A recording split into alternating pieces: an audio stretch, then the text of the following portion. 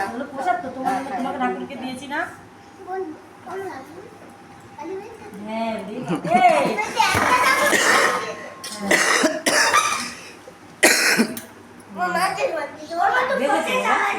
ভাত নিয়ে আয় যা ভাত দেবে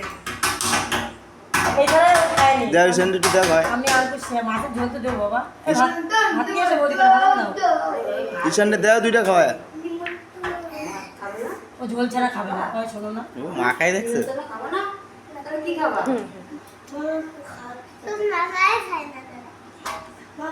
দাদা তোমার মতো না, দাদা নিজে এক কাকা মাখিয়ে খেতে কাটা হয়। আছে নাম বেঁচে দেবো। কাটা আছে কাটা। ওই দেখ কাটা এটা কি?